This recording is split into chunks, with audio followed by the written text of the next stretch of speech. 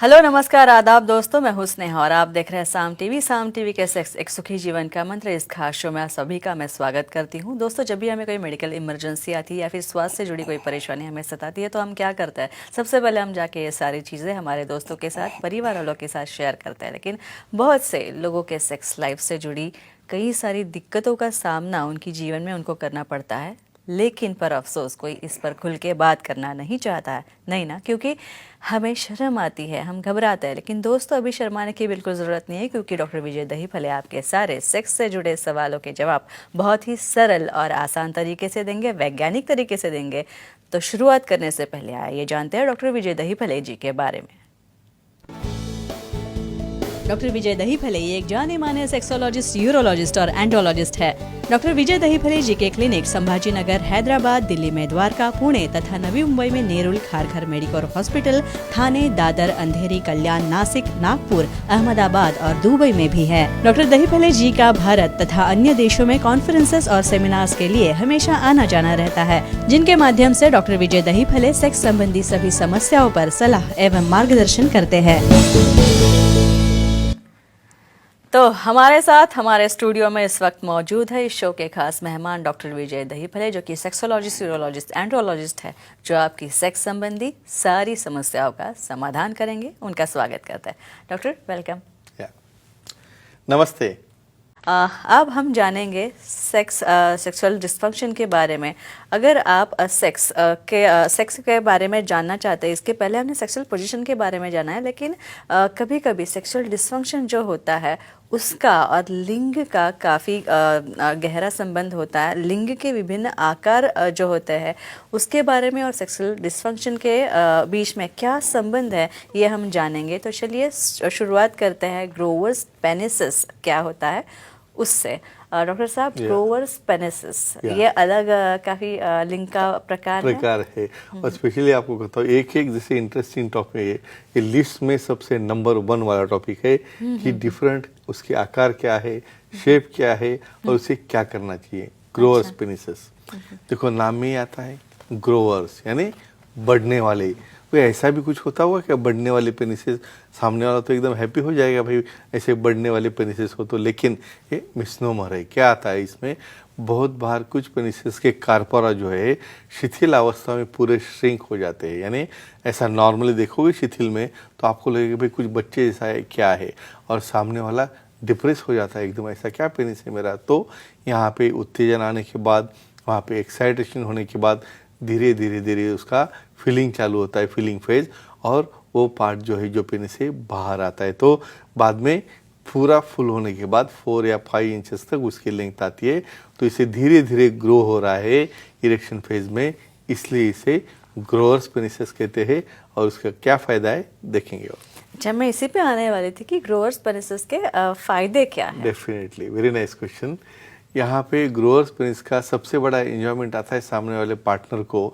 जब भी पार्टनर को समझो ओरल सेक्स में एंजॉयमेंट करना है, ऐसे केसेस में जैसे भी वो एक्ट में जाते हैं उस वक्त वहाँ पे स्टिमुलेशन होने की वजह से धीरे धीरे उसकी साइजें बढ़ती जाती है और ये कुछ थोड़ा सरप्राइजिंग रहता है। और ग्रोअर्स पेनिस की वजह से हमें जब पोजीशन लेते हैं तो उसमें क्या केयर लेनी है, यहाँ पे कैसा डिफरेंस रहता है बाकी के पोजीशन से, ये और हम देखने वाले हैं। जी, और डॉक्टर साहब एक फ़ोन आ रहा है, मेल फ़ोन उनका फ़ोन लेते हैं। कौन बात कर रहा है? आपका नाम बताइए और सवाल पूछिए। थाने से बात कर रहा हूँ सर, यस सोनी बोल के। नमस्ते जी, सर। नमस्ते जी, नमस्ते, बोलिए। सर, लिंग का आकार पेनाइल स्लीव से बढ़ता है क्या, जानकारी दीजिए। पेनाइल स्लीव से बढ़ता है क्या? करेक्ट, अच्छा, ठीक है। पेनाइल स्लीव्स के बारे में जानना है। हाँ, लेकिन अभी देखो एक और इंटरेस्टिंग टॉपिक है। समझो कुछ लोगों में एक फिक्स साइज है और उसके माइंड में बैठ जाता है कि मुझे और बड़ा चाहिए। तो पेनाइल स्लीव क्या आता है हम बोलेंगे। जी, ये देखो यहाँ पे बहुत अलग अलग ट्रीटमेंट्स है, बहुत अलग अलग प्रकार है। ऑनलाइन पे जाके आप काफ़ी रॉन्ग चीज़ें करते हो, उसको ये तेल लगाया, वो तेल लगाया, फिर हमने ये किया, ऐसा नहीं करना है। सेक्सोलॉजिस्ट, यूरोलॉजिस्ट, एंड्रोलॉजिस्ट यही तय करेंगे भाई उसे क्या करना है। क्या रहते हैं पेनाइल स्लीव्स? कुछ लोगों में डेफिनेटली कुछ को डायबिटीज़ है, बीपी है, कुछ दवा चलती नहीं है, उसको कोई विलिंग नहीं हो इंजेक्शन लेने के लिए या इम्प्लांट करने के लिए, तो कैपिंग यानी वहाँ पे सिलिकॉन के नए पेनिसेस रहते हैं जिसे स्लीव यानी कवर रहता है, वो दिखता पेनिस के जैसा है, हम कहेंगे भाई उसका एक्सटेंशन। तो ये एक्सटेंशन उसको लगाने से वहाँ पे फैंटम यानी टेम्पररीली वो बड़ा हो गया ऐसा लगता है, उसमें अलग प्रकार है, कंप्लीट है, इनकम्प्लीट है। तो ये टाइप के स्लीव्स आपको ऑनलाइन नहीं मंगाने हैं, ऑफिशियली ऑथेंटिकली अलाउड हो गए तो ही सेक्सोलॉजी यूरोलॉजी एंड से उसे कैसे यूज़ करना, कैसे लुब्रिकेंट यूज़ करना चाहिए, वो करने से ही बाद में वो डेमो या खुद होके यूज़ कर सकते हैं। और सबसे इम्पोर्टेंट ये टेम्पररी एनलार्जमेंट रहता है, इसे हम प्रोस्थेसिस भी कहते हैं। और डॉक्टर साहब अगर ग्रोअर पेनिसिस Yeah. हो तो कौन सी सेक्स पोजीशन सबसे ज़्यादा सुरक्षित हो सकती है? Definitely very important question. Grower पेनिसिस में सामने वाले पार्टनर को थोड़ा ही भी कतई अंदाज नहीं आता कि उसकी साइज क्या होगी या उससे कुछ पेन होगा या मुझे अभी they are in doubt definitely कौन सी पोजीशन लेना है। तो ऐसे केसेस में स्टार्टअप में हमेशा मिशनरी पोजीशन लेनी चाहिए, इसलिए कि यहाँ पे पोजीशन का कंट्रोल फीमेल के पास रहता है। मिशनरी में फीमेल के दोनों साइज अलग रहते हैं, जैसे भी उसे लगे ज़्यादा कॉम्प्रेशन चाहिए वो दोनों साइज क्लोज करके उसका थर्स्टिंग या कॉम्प्रेशन बढ़ा सकते हैं। और समझो साइड बाद में बढ़ती गई, ग्रो हो रहा है तो धीरे धीरे पेन न हो या पेन के अंदर वहाँ पे कोई इरिटेशन न हो या कोई ड्राइनेस न हो, इसलिए धीरे धीरे उनका पेल्विस या थाइज अलग करने से वो वाइड कर सकते हो। तो इसलिए वहाँ पे मिशनरी पोजीशन ऐसे ग्रोअर पेनिसिस में सेफ रहती है। डॉक्टर साहब अब मुझे एक और सवाल पूछना है। पेनिसिस का एक टाइप ये है, एक आकार ये भी है, अनसर्कमसाइज्ड पेनिस। तो ये क्या होता है? यानी नॉर्मली डेवलपमेंटली बच्चा तैयार होने के बाद जो पोज में आता है उसे कहते हैं अनसर्कमसाइज्ड। यानी इन शॉर्ट हम बोलते हैं कि यहाँ पे नेचर ने आपको हर पार्ट क्यों दिया है, हर पार्ट का बहुत बहुत बहुत बड़ा इम्पोर्टेंस है। Naturally penile part, glans part covered रहता है। इवन ये भी कहता हूँ आपको कम से कम 1 या 2 साल तक वो कवर्ड रहता है। कुछ केसेस में कुछ प्रॉब्लम आ जाए तो ही उसे क्या करना है, क्यों उसे निकालना है या निकालने के फ़ायदे हैं या रखने के फ़ायदे हैं, ये पूरा ब्यौरा इसमें हम जानने वाले हैं। डॉक्टर साहब एक फ़ोन आ रहा है, एक महिला दर्शक है सीमा आसनगांव से, उनका कॉल लेते हैं। सीमा जी सवाल पूछिए। Hello sir. हाँ नमस्ते जी, बोलो। सर पुरुषों में फोरस्किन इंटैक्ट हो तो शीघ्र पतन पर क्या असर होता है, बताइए। एक्सेलेंट। देखो एक्ट में मैं बहुत बार कहता हूँ एक दूसरे से शर्माना नहीं है। खाते हो तो शर्माते हो जी, बस ये चाहिए वो चाहिए, लगा तो खाना होने के बाद और बैठने के लिए बोलेंगे तो भी बैठ जाते हैं। ये पोजीशन रहती, तो वही सेक्स की पोजीशन है कि वहाँ पे इंटैक्ट स्किन होगी तो कुछ फायदा होता है, डेफिनेटली होता है। कैसे होता है दर्शकों को हम बोलेंगे। नॉर्मली ये जो स्किन है, फोर स्किन, एक्ट के दरमियान वो पीछे जाती है। जब एक्ट के दरमियान वो पीछे जाती है तब उसका रोलिंग एक्शन में उसकी रिंग तैयार होती है, और जब रिंग बनती है तो उसके अंदर सॉफ्ट मसल्स रहते हैं और एक्ट करते हो तो वो कॉन्टैक्ट हो जाते हैं। और वो मसल कॉन्टैक्ट होने से जब इजैकुलेशन सामने को हो रहा है यानी वेस्कलन हो रहा है तो उसे वो कंट्रोल में लाता है या उसे होने नहीं देता है, यानी सामने वाले को ऑर्गेज़म मिलने तक 10, 15, 20 मिनट वो होल्ड करके रख सकता है। ये सबसे बड़ा फ़ायदा है। दूसरा फ़ायदा है वो रिंग बनने से थर्स्टिंग करते वक्त फीमेल पार्टनर को डायरेक्ट वल्वा को हिटिंग नहीं होता है, तो वहाँ पे बेरिंग जैसी एक्शन उसकी आ जाती है और उससे सामने वाले को कोई इरिटेशन या कोई प्रकार का फ्रिक्शन, विदाउट फ्रिक्शन वहाँ पे एक्ट किया जाता है। तो ये बेनिफिट्स है इंटैक्ट स्किन होने के, लेकिन उसमें और भी चीज़ें हैं, क्या केयर लेनी है, क्यों लेनी है, तो ये फ़ायदा है। तो ये और हम डिस्कस करने वाले हैं। और डॉक्टर साहब सेक्स के दौरान अनसर्कमसाइज्ड पेनिसिस के क्या फ़ायदे होते हैं? अभी एक फ़ायदा हमने बोल दिया, अभी दूसरा फ़ायदा हम कहते हैं कुछ लोगों में ऐसा कहना आता है कि वो समझो कट करेंगे ना तो स्टैमिना बहुत ज़्यादा बढ़ जाता है। अच्छा, तो इसके बारे क्या में ये सही है? हाँ, तो ये रॉन्ग है। इसलिए तो मैं कहना चाहता हूँ कि इसके अलग फ़ायदे क्यों एडिशनल है। तो आपको शायद लगता होगा कि वो कट करने की वजह से स्टैमिना बढ़ेगा, कैसे बढ़ेगा, यू टेल मी। यहाँ पे ये नाजुक भाग है, इसके ऊपर बहुत डेलिकेट स्किन है, तो इमेजिन करो ये पूरी ओपन होने के बाद उसका इपिथेलाइजेशन हो जाता है, मतलब इसके सेंसेशन पूरे डाउन हो गए। अभी सेंसेशन डाउन हो गए तो क्या होगा, यहाँ पे वहाँ पे एक्ट करते हो तो वहाँ पे जल्दी रिलीज हो जाता है क्योंकि वो वहाँ की स्किन कट हो गई।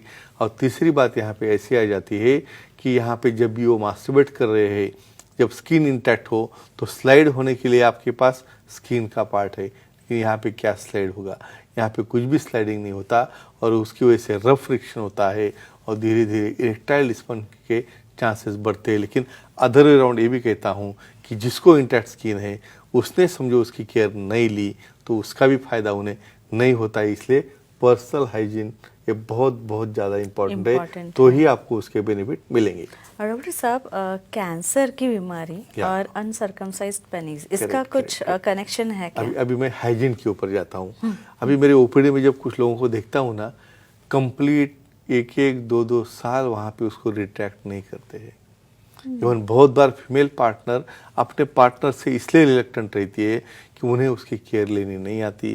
भाई उन्हें वहाँ पे कुछ स्पेग्मा जमा हुआ है, वहाँ पे कलेक्शन हुआ है, वहाँ से स्मेल आ रहा है, तो ऐसे केसेस में इवन स्मेल की वजह से भी पार्टनर रिलेक्टेंट रहता है। इसलिए ऐसे स्किन वहीं पे रहेगी तो उसका इरिटेशन होता है नीचे वाले ग्लांस से, इरिटेशन हो गया तो वहाँ पे स्क्वैमस सेल कार्सिनोमा यानी वहाँ पे कैंसर होने के चांसेस हो जाते हैं। तो इसलिए ये स्किन की केयर लोगे, आगे पीछे करके उसको क्लीन करोगे, उसे ड्राई करोगे तो ही उसका आपको फ़ायदा है। अदरवाइज फिर ऐसा कहेंगे हम कि जिसकी स्किन निकाल दी है ना तो उसका क्लीन करने का झंझट नहीं है, तो उसे ये होने के चांसेस हम नहीं बोल सकते, लेकिन कुछ अंश तक वो कम हो जाते हैं। तो ये सबसे बड़ी इम्पॉर्टेंट इन्फॉर्मेशन आपको देना चाहता हूँ। इसलिए आपकी पर्सनल हाइजीन मेल हो या फीमेल हो तो दोनों को भी अच्छी रखनी, तो ही आपका पार्टनर साथ में रहेगा। फ्रेंड्स, ये बहुत इंपॉर्टेंट क्लिप है, डेफिनेटली आप खुद देखने के बाद जल्द से जल्द इसे शेयर कीजिए, यानी कि आपका ये नॉलेज बढ़ जाएगा, सबको मिलेगा। और ये तो सबसे बड़ा सोशल वर्क में कहूँगा। थोड़ा बात बताइए डॉक्टर साहब ने कि वर्जिनिटी ये ऐसा टॉपिक है ना कि आप इसमें अगर अंदर ही अंदर और ज़्यादा घुसते जाओगे ना उतनी तकलीफ होगी डॉक्टर साहब।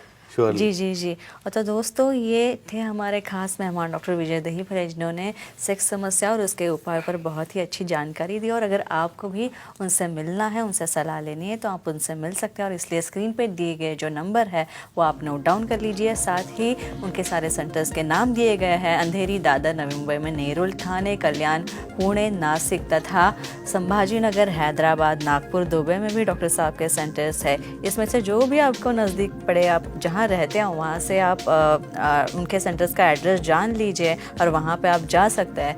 तथा सारे सेंटर्स के नंबर्स दिए हैं हमने, वो नोट डाउन कर लीजिए। या फिर ईमेल आईडी है, वेबसाइट भी है। वेबसाइट पे जाएंगे तो आपको अपॉइंटमेंट का बटन दिखेगा, वो क्लिक कीजिए और आसानी से आप डॉक्टर साहब के अपॉइंटमेंट पा सकते हैं और अपने सारे सेक्स संबंधी समस्याओं का निराकरण, समस्याओं का समाधान पा सकते हैं। तो डॉक्टर साहब, अब समय हो चला है दर्शकों को विदा करने का, लेकिन अगले शुक्रवार हम मिलने वाले और नए इंटरेस्टिंग टॉपिक्स के साथ। तो अभी दर्शकों को विदा करते हैं। तो फिलहाल हम आपकी इजाजत लेते हैं। गुड नाइट, शब्बा खैर, शुभ रात्रि। अपना ख्याल रखना, खुश रहना, खुशहाल रहना। नमस्ते।